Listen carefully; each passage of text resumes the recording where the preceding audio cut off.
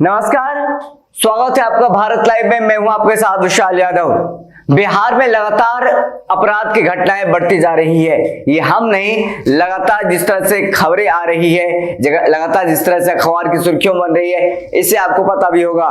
लेकिन बिहार में विधानसभा चुनाव के बाद एनडीए की सरकार बनी है, जिसके मुख्यमंत्री नीतीश कुमार हैं। वो लगातार बिहार में कहते रहे हैं, बिहार में सुशासन की सरकार है, कोई आपराधिक घटना नहीं हो रही है, कोई खून, हत्या, मर्डर, लूट, अपहरण नहीं हो रहा है। लेकिन आपको पता है कि एक घटना लगातार कई बार कई खबर आपको देखने को मिला है, रोज आपको सुर्खियों में मिल जाता है, सुबह सुबह अखबार के पन्नों में या समाचार के माध्यम से कि बिहार में इतने मर्डर हुए, इतने लूट हुए, इतने हत्या हुए हैं। इसको लेकर के नीतीश कुमार से अब सवाल पूछा जाना तय हो गया और इसको लेकर के तेजस्वी यादव नेता प्रतिपक्ष जो है विधानसभा सदन में बजट सत्र के दौरान भी कई बार सवाल उठाया है और जनता भी सवाल कर रही है, लेकिन नीतीश कुमार हैं वो सवाल का जवाब नहीं दे रहे हैं। वहीं बिहार में जो लगातार आपराधिक घटनाएं हो रही हैं, सिर्फ एक सवाल नहीं है, हजारों सवाल है, सिर्फ एक घटना नहीं है जिसपे सवाल किया जा सकता है। आपको बता दें, बीते दिनों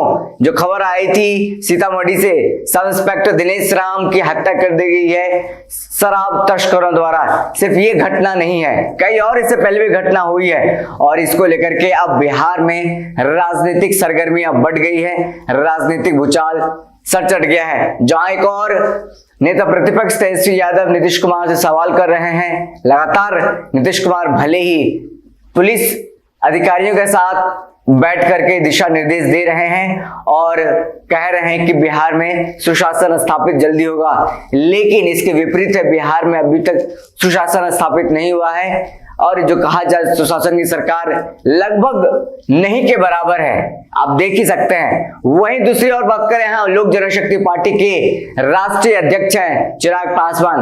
पटना पहुंचते ही उन्होंने सबसे पहले बिहार में बढ़ते अपराध को लेकर के सवाल उठाया है और नीतीश कुमार के सुशासन की सरकार पर सवाल उठाया और साथ ही उन्होंने कहा है जिस तरह से हम बिहार विधानसभा चुनाव से पहले भी बिहार में बढ़ते अपराध को लेकर के सवाल उठाते रहे हैं, वहीं अभी भी हम वही सवाल कर रहे हैं कि बिहार में जिस तरह से लगातार अपराध के मामले बढ़ रहे हैं और जिस तरह से बिहार में अपराध के मामले बढ़ रहे हैं, उसे नहीं कहा जा सकता है बिहार में सुशासन की सरकार है। नीतीश कुमार से अभी बिहार नहीं संभल रहा है। और क्या कुछ लोक जनशक्ति पार्टी के राष्ट्रीय अध्यक्ष चिराग पासवान ने हमला किया नीतीश कुमार पर, ये आपको पूरा वीडियो देखिए।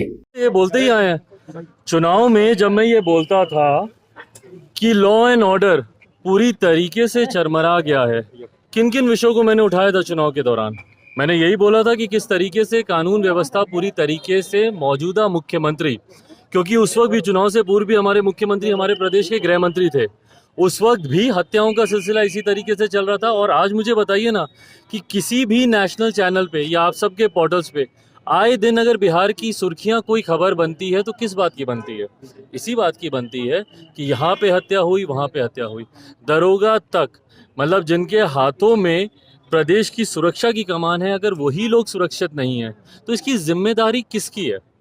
मैं बोलता हूं तो लोग कहते हैं कि भैया ये मुख्यमंत्री के खिलाफ है इसीलिए सवाल उठा रहे हैं। मैं किसी के खिलाफ नहीं हूं, मैं किसी व्यक्ति के खिलाफ नहीं हूं, पर संजोग है कि हमारे मुख्यमंत्री हमारे प्रदेश के गृह मंत्री हैं।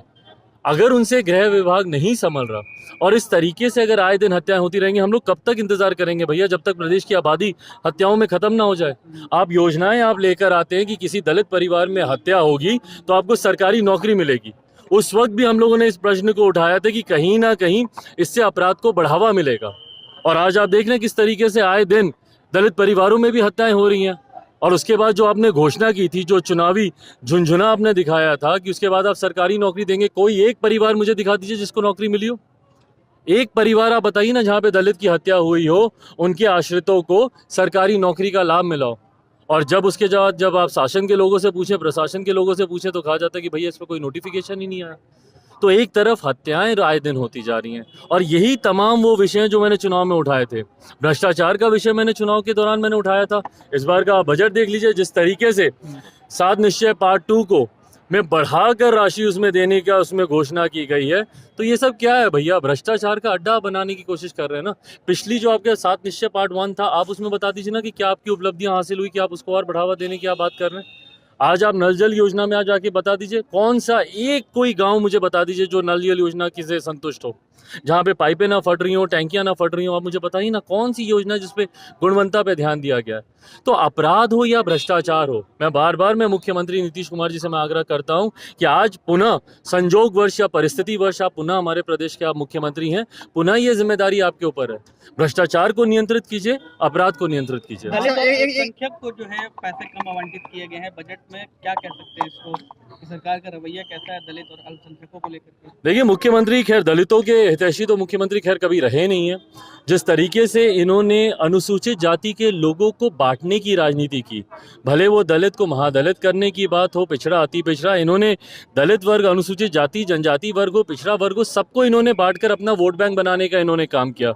उसी में इन्होंने एक वोट बैंक बनाने का काम किया था अल्पसंख्यकों को भी अपना एक सेक्युलर चेहरा दिखाकर, एक सेक्युलर छवि दिखाकर इन्होंने ये भी कोशिश की थी।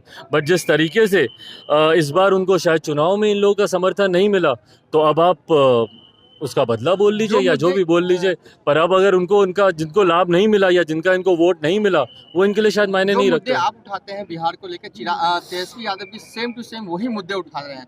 तो आने वाले वक्त में बिहार के दो युवा तेजस्वी यादव और चिराग पासवान क्या साथ आ रहे हैं? भाई भूल जाइए ना चिराग पासवान, तेजस्वी यादव को। आप किसी भी बिहारी को पूछ लीजिए, आप ये विषय नहीं उठा रहे। आप सब मीडिया के लोग मुझे बताइए ना, आप लोग ये विषय नहीं उठा रहे। आप लोग नहीं बोल रहे हत्या नहीं हो रही, आप लोग नहीं बोल रहे भ्रष्टाचार नहीं हो रहा, आप लोग नहीं बोल रहे कि बिहार की हालात कितने बद से बदतर हो गए।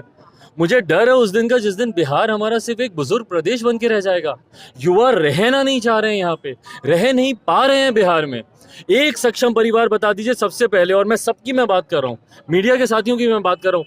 आप लोग एक सक्षम परिवार होगा, सबसे पहले अपने बेटा बेटी को दिल्ली भेजेगा पढ़ने के लिए, बम्बई भेजेगा पढ़ने के लिए, फिर वो वहीं रहेगा, वहीं रोजगार करेगा, वहीं शादी करेगा, वहीं बच्चे पैदा करेगा, और उसके बाद बुढ़ापे में कभी माता पिता की तबीयत खराब होगी तो मिलने आएगा, वो भी समय पे पहुंच पाया तब।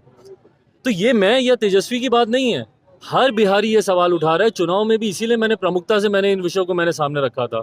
और आज अगर हमारे मुख्यमंत्री अगर इन बातों को गंभीरता से नहीं लेते और पिछले निरंतर अपने मुख्यमंत्री काल में जिस तरीके से वो इन तमाम विषयों पर आंखें मूंद कर बैठे हैं और उसकी वजह से बिहार हमारा बर्बाद होता जा रहा है, आज भी अगर उन्होंने अपनी आंखें नहीं खोली और इन बातों का संज्ञान नहीं लिया, तो बिहार बर्बादी की कगार पे जाने से कोई नहीं बचा। लेकिन उन्होंने टारगेट पे ले लिया आपको, लोजपा को तोड़ने। अरे ले लीजिए ना भाई, मुझे टारगेट पे लेके क्या करेंगे?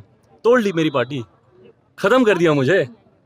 अगर भैया चिराग पासवान को खत्म ही कर दिया है मौजूदा मुख्यमंत्री नीतीश कुमार जी ने, तो फिर उसके बाद मुझसे घबराना क्यों मुझे इतनी अहमियत दे रहे हैं? क्यों मेरी पार्टी को इतनी अहमियत दे रहे हैं? क्यों मेरे लोगों को अपने साथ करने की बात कर रहे हैं? और मैं बता दूं मुख्यमंत्री नीतीश कुमार जी को, क्योंकि उन्होंने नई जिम्मेदारी राष्ट्रीय अध्यक्ष की अपने जिन सहयोगी को दी है, RCP सिंह जी को दी है, कहीं ना कहीं वो भी उनके साथ विश्वासघात कर रहे हैं। जो 204, 5, 206 जो भी लोग उन्होंने बताए कि लोक जनशक्ति पार्टी के हैं, हमारे नए प्रदेश अध्यक्ष राजू तिवारी जी ने पूरी विस्तार से आपको उस बारे में जानकारी दी है इससे पहले भी, कि उसमें से कितने लोग लोजपा के हैं।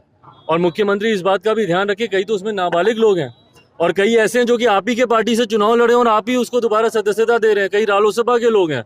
तो अगर RCP सिंह जी के साथ धोखा हुआ है या RCP सिंह जी मुख्यमंत्री को धोखा दे रहे हैं, दोनों सूरत में मुख्यमंत्री को सचेत रहने की जरूरत है। और जहां तक रही बात भाई लोक जनशक्ति पार्टी की, लोक जनशक्ति पार्टी ने संघर्ष का रास्ता चुना है। हम लोग कोई रेड कारपेट पे चलने वाला रास्ता वो स्वतः चुना है।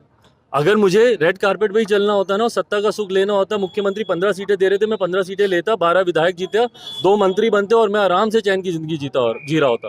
पर मेरी लड़ाई बिहार की अस्मिता की है, बिहार के विकास की, और ये संघर्ष का रास्ता मैंने स्वतः चुना है। जो संघर्ष कर पाएगा वो लंबे समय तक लोक जनशक्ति पार्टी के साथ चलेगा। जिसको सत्ता का लाभ लेना, जिसको आराम का रास्ता लेना, उनको जहां जाना जाए।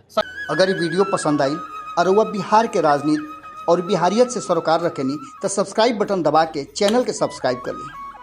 ओजे एगो घंटी बा, ओकरा बटन दबा देला से कुल सटीक और मारक खबर रुआ मुफ्त में मिल जाई। अगर रुआ पत्रकारिता के हमनी के नया प्रयोग में सहयोग कर चाहतानी तो ज्वाइन बटन दबा दी। पेटीएम नंबर नोट कर ली 9386816700। धन्यवाद।